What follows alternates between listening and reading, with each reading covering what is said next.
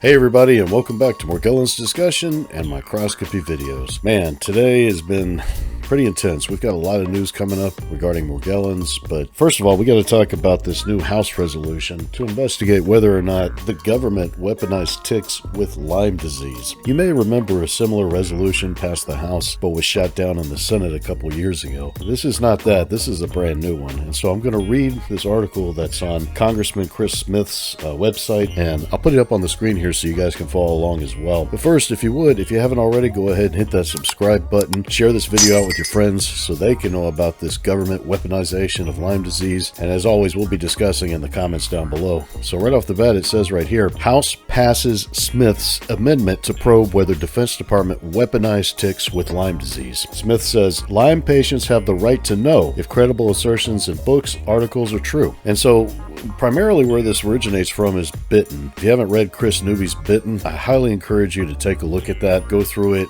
It talks about the history of the guy that discovered Lyme disease, William Burgdorferi. And in this book, he makes the claim that he was injecting different pathogens into ticks to find the combination with the highest virulence. And you can imagine that's got to be some not so ethical stuff going on. But further in the book, the allegations are made that the military was ordering people to dump boxes of these ticks out over Cuba.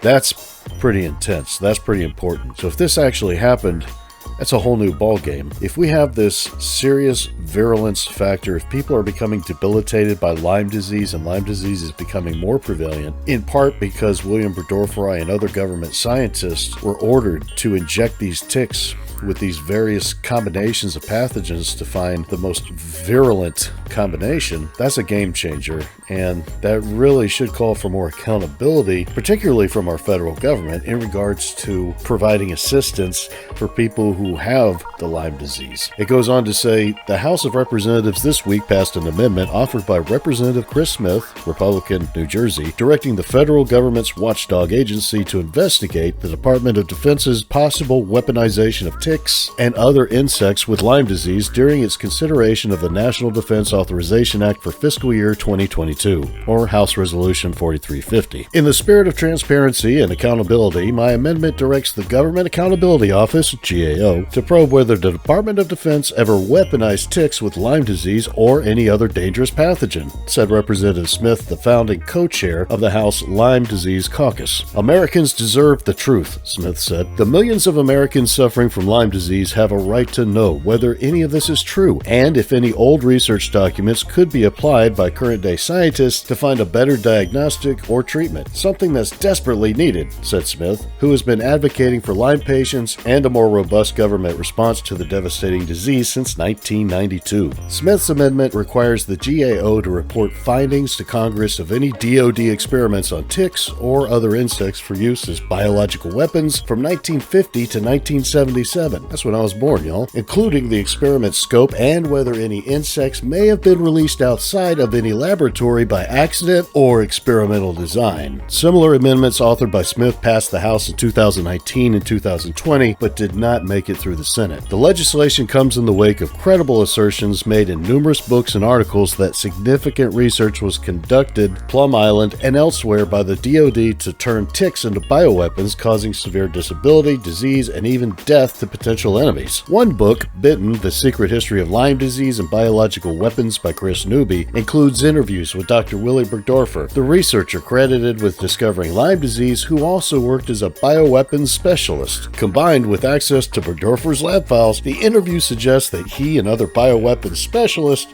stuffed ticks with dangerous pathogens. To stop the spread of these horrific tick-borne diseases, we must first understand their origins and how they came to be so pervasive, Smith said. If the investigation concludes our government's bioweapons program did not contribute to the proliferation of Lyme, we turn the page. And if it did, hopefully this investigation and research will contribute to a cure, he said. A December 2020 report from the Department of Health and Human Services Tick-Borne Diseases Working Group found that Lyme disease is the most common tick-borne disease, with an estimated 300,000 new cases diagnosed each year, a figure that many researchers believe is underreported and could be up to 476,000 6,000 new cases annually. The working group and its issuance of an annual report were both established by previous legislation authored by Smith that became law in 2016 as part of the 21st Century Cures Act. Smith's amendment now moves to the Senate for consideration as part of the National Defense Authorization Act. So, you guys know what you need to do. If you want to see the government investigated to see if the military weaponized ticks and in turn is contributing to the Lyme disease epidemic we face right here in the United States, call your senator and let them know to keep this amendment in the budget legislation.